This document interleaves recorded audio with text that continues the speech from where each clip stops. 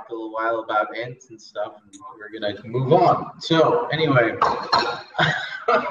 so the council of the was this the SilmFilm script discussion season 2 episode 1. Thanks guys. Sleeping on the job I am. Anyway, so we end the council to decide what to do about the Dark Hunter without actually deciding what to do about the Dark Hunter. It devolves into conversational chaos. The next thing that stop! Wait. Should one of the elves at this discussion be Melkor or Sauron? That came up. Because that is the thing that happens, right? Well, it's something that they do later. So one thing that we could do to kind of slip that in there is to see a very pretty and cloaked and hooded man standing silently watching the conversation. No, we see his face. Yeah. We do not see that face again until the giver of gifts arrives. Yeah. In Eregion. Yeah. Like he doesn't say anything. We don't have any. There's no explanation. Nothing. Just a shot of him sitting there watching. I like the idea that we're encouraged to think that he's keeping an eye on the elves and doing his best through, like, instead of, like, he's being sneaky, right? Like he's very serpenty, and because we're not really given to understand that the serpent wasn't always there, right? This was his thing that he decided to do, but at least in Eden, I'm talking about Eden. Yeah, the serpent kind of. Yeah, like I feel like he would. It seems kind of hokey to think that he could just go in and impersonate someone unless he's been doing it before. You know what I mean? Like it's an idea that he had right from the beginning. Well, I'm just going to manipulate them for my own ends from the very beginning by trying to pretend to be one of them, sort of thing. You know? Well, is he just watching at this point? Because if he's right now, like, he doesn't necessarily need to say, or I mean, he could. I don't think he's going to say the conversation. Right? Maybe I don't think he's going to say. I could go either way. I think he could. I think he could steer the conversation into a more, hostile tenor. Or I think he could just sit back and watch everything. Like, I think he would really get a kick out of watching them be scared of his antics, right? Where he would sort of savor the fact that they're terrified of this hunter, and just because he hates them, right? We've already established that he really just hates them on principle. Melkor or Sauron? Which one now? Melkor. Sauron, I think, is more interested in what they represent to his designs than anything else. Because if we do Melkor, he should look like himself. Yes. Because he doesn't. Right, because they don't know what he looks like. Here's my problem. Well, he should look like an elf, but yeah, I don't think that Melkor could lower himself enough at this point. Oh, I do. To go amongst them, to shrink himself down to their level, and to not proclaim himself as the mighty king that he really should be. I don't think he can take that kind of thing. I see where you're coming from, but this is a totally new thing. Like, everyone, including Melkor, should really not know what to do. Like, he knows that he hates them, but he also kind of doesn't know what to do. Like, nobody knows what to do with the elves, right? The elves are a complete mystery. So rather than, because otherwise we have no story, right? If we're assuming that he would approach the elves in the same way that he approached his relationship with the Valar, then he would have just showed up and said, "Okay, I'm your king now, and everyone worship me," right? Like, there's no way for him to get there first and do the kidnappings and all of that other stuff in the same way that he has presented himself to the Valar, because then the story just doesn't work at all anymore, right? Fundamentally, it doesn't work. So he's got to be taking a different track with them, but it's still a malicious kind of dumpy. If he's there, track. if Melkor himself is there, I want to say he doesn't say anything. If it's Melkor, I definitely don't want him saying anything. Okay. Because we can do it that way. I feel like it would be too difficult for him to not give himself away. Well, I mean, he should. Myron's capable of that level of subterfuge. I don't think Melkor is. Remember, they're naive. Like he can talk about it in suitably like grand and aggrandizing language, but from he's arrogant, but he's not dumb, right? Sorry, he's arrogant, but he's not dumb. What are we looking at? Michael Fassbender is who we cast. Oh, that's right. As Melkor. Cast. Like. Aslan Varna brings up a point that if this is a character who's never been seen before, this is a fairly small population of elves we've got. Are they going to notice the stranger? I can hear that, but we have 3 different kindreds of elves that don't live together. I feel like he could probably get away with it. I don't. They could just not necessarily not realize that he's not one of the other guys. That every elf knows every other elf that exists. I think that's certainly it's not useful for us to go that route. No, I just meant if it would seem silly if you have a small group all sitting around talking and he's standing on the edge and no one's like, who's that guy?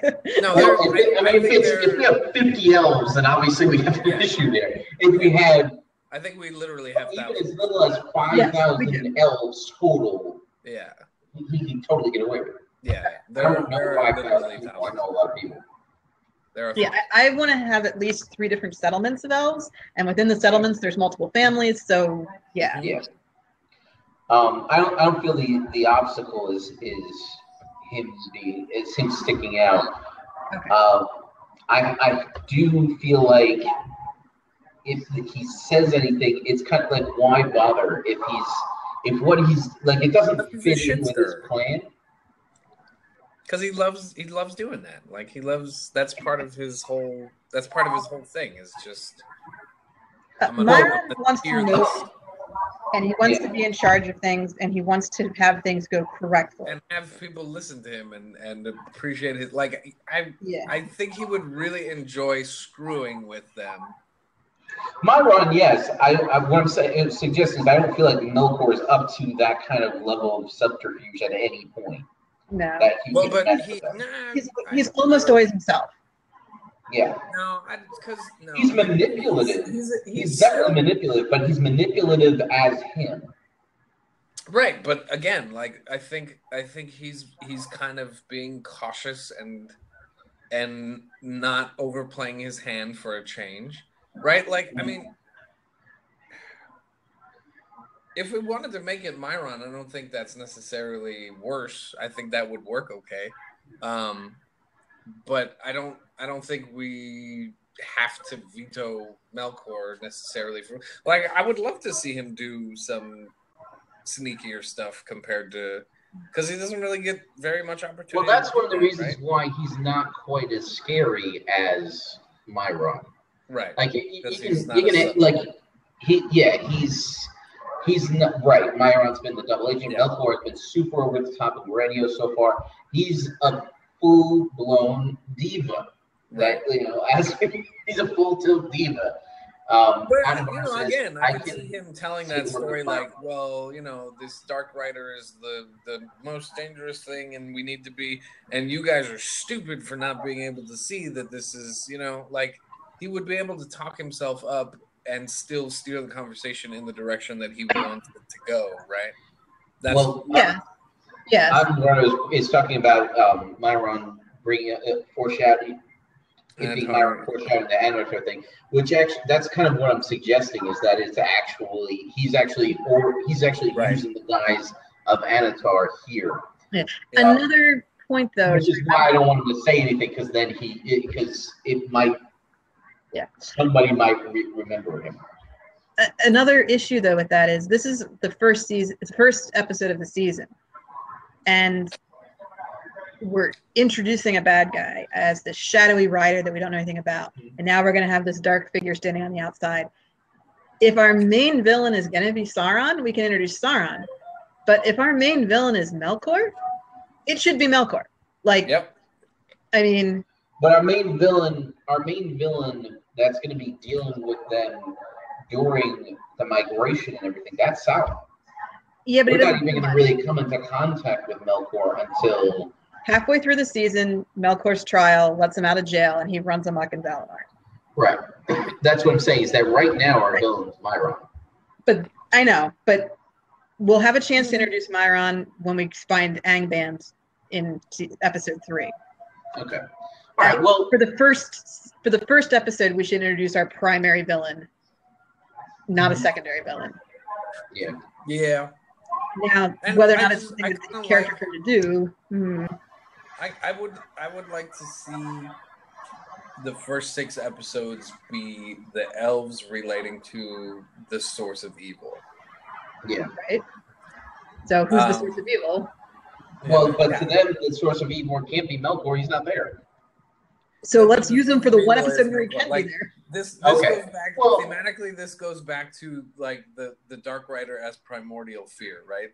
The primordial source of evil is Melkor. We should have the beginning of the elves relating to the fallout and directly to the source of evil. Karina and Advarno each.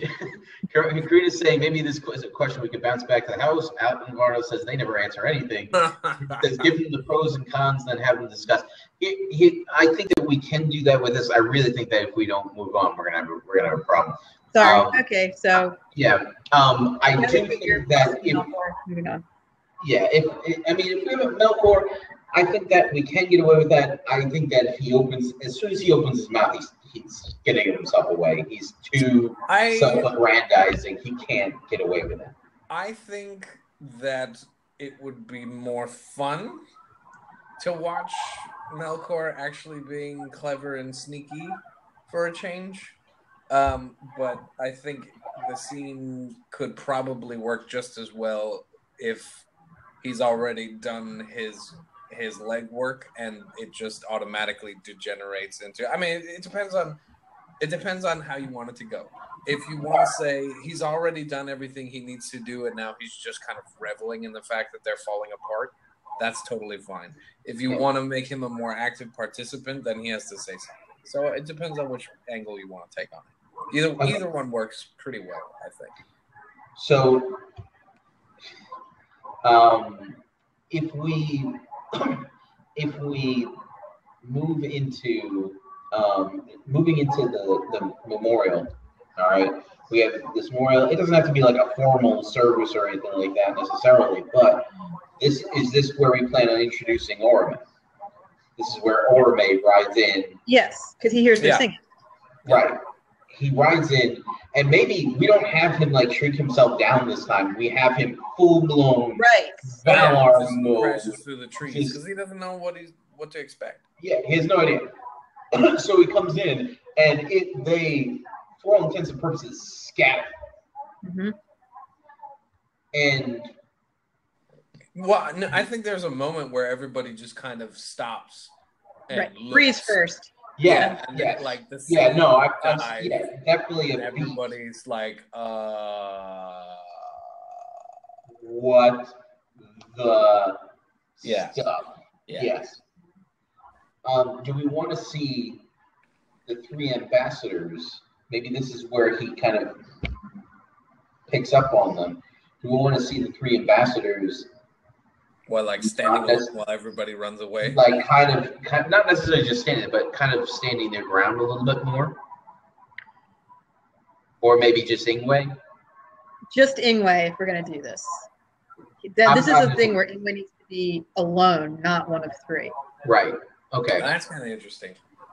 The big scaredy cat skeptic is the one who doesn't immediately turn to it and run. Because he gets it. He realizes when he sees this person, this is not the fear that he thought it was. I think we're talking about 2 different people. We're talking about Ingwe and Finwë. No, but Ingwe was Ingwe is the Venyar. Yes. Yeah. Oh, I see what you're saying. I get it now. All right. Yeah. He was my parents are take in, and But that's what he we're fighting on the immediately island. recognizes that this is something different. This is something good. Yeah. Okay. Yeah. He should. If anyone recognizes that Orome is not just a cause for fear, it needs to be Ingwe. Okay. Nobody else. I like it. It works.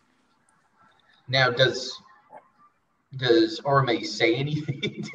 Does Orome basically say to him, "Don't go anywhere," and run off? Or what do we do there if he doesn't? If Ingwe doesn't take off, is there communication? For a moment they could just be staring at each other. Yeah. And then maybe like the horse moves or something, and Ingwe bolts. Okay. After everyone else, but like everyone else runs away first, and Ingwe's. Yeah. It's like a tableau of the two of them staring at each other, and Orome is just like, who are what? Like these are people who are like. Well, Orome knows what he's found, right? He's not like, yes. No, he clearly realizes that these are the children. Yeah. But he's never seen them before, so he's almost as awestruck as they are. Yeah. But they don't. I mean, it is a religious experience for all parties involved. Yes. Right. Yeah. But clearly more terrifying for the elves than for Orome. He could probably destroy everyone present all by himself. Yeah. So we get that moment. So there's no actual communication there. He rides off. He rides off without, no. Okay. All right. Yeah. No, that's fine. I get that. Well, that's the question. Either Ingwe is the only one who stands his ground in a way, and Orome speaks with him, or he doesn't, and Orome is like, I don't have time to fix this. I'll be back. You know. Yeah. This is Orome writing back from just seeing it. Like that was the thing that I wanted. This is his last opportunity. He's probably been riding all over. This is one of the things that Manwë is seeing on the pinnacle of Tenequita. It's him writing. Well, back no, because Orome reports to the Valar like pre-battle. Yeah, this is before the battle. He's up deciding that there's going to be a battle, and one of the things that he sees is Orome riding back from the shores of Cuiviéna. Okay. Well, the way that we've structured is that Orome meets them while they're en route to Autumno to deal with Melkor. That's where the news hits them that the children are there, and they have to change their battle plan. That doesn't work at all. It works lots. I've never posted the videos. Anyway, it works plenty. Trust me, it works. The whole there, is it works. Finding the children is the reason they go to war.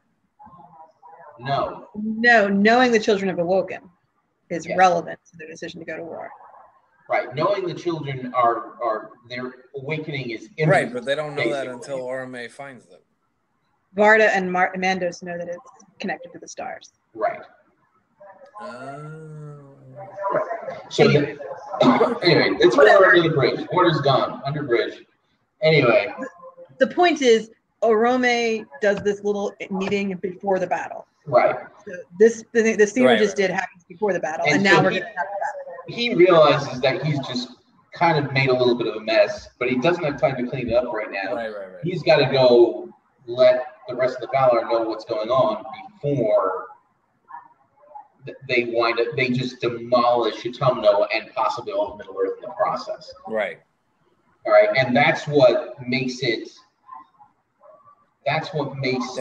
important to contain the battle so that we don't have massive waves and it raises huge the stakes earthquakes. on conducting the battle properly. Right, exactly. That's what on the eve of battle. To not use their full. It's an 11th hour complication. Right, because they can't go nuclear on a tunnel. Right. So, what happens next? Do we go directly to the do we go directly to the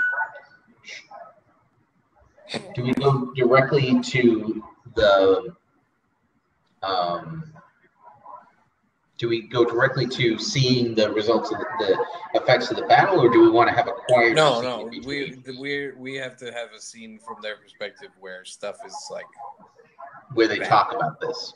Yeah, they have to deal with They the have fallout to be of the watching, like, on the horizon, all of the crappy, horrible, awful stuff happen. Like, Yes. Well, what I'm saying is, do It's- we want to have a scene where they process or amaze after? arrival? Yes, in between his arrival and the battle itself. Let's just do that during the battle. Okay. Well, I think mean- the battle could intrude on their pontification.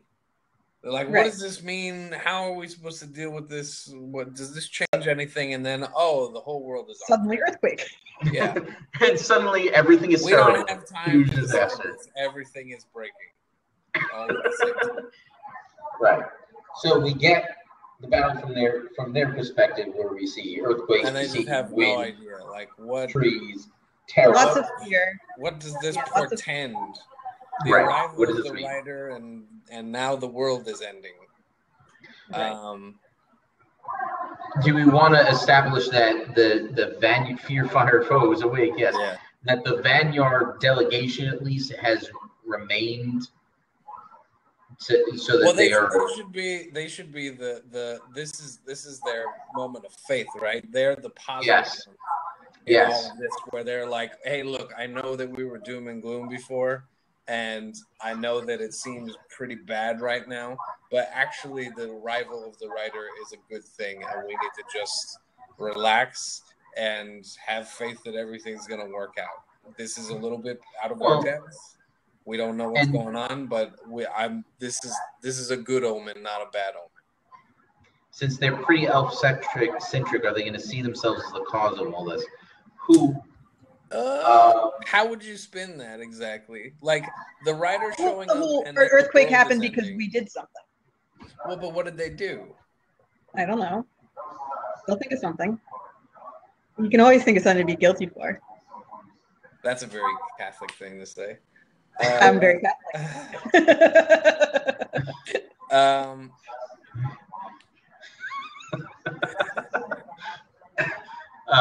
Yeah, but like, what do they get? Like, I can't. I'm having a real difficult time figuring out what they could possibly like. I think for me, especially from the Noldor perspective, it would just be kind of like a very pessimistic, nihilistic. Like, well, it was a good couple hundred years, but This it's is over it. now. I guess it's all over. Yeah. This is it. Yeah. Like, this is all we A get. very Northern European, Yeah. Okay. you know, So life is only so long and then we all maybe- die. Maybe. Okay. So the Noldor, the Teleri are in full panic mode. Yeah, they have no coherent thoughts. The sky is falling. What do we do? The Noldor basically accept their fate. Yeah, they're Okay. like, this is we're done. We had a good run. It The was nice knowing you guys. are coming at it from the perspective of either we're going to live through this or we're not. We can't control what's happening. But we believe that this is going to work itself Yeah, out. they have a kind of deeper understanding of they have a step. They have a kind of deeper understanding of the fact that there is something larger at work here. Yeah, And they can say something to the effect of what Gandalf says to Frodo, but that there are greater forces in the world besides that of evil, or something to that effect. I don't remember the exact wording, but we're gonna take a quick break, real quick. I'm gonna a quick break, real quick. that thing. We'll be back in a moment.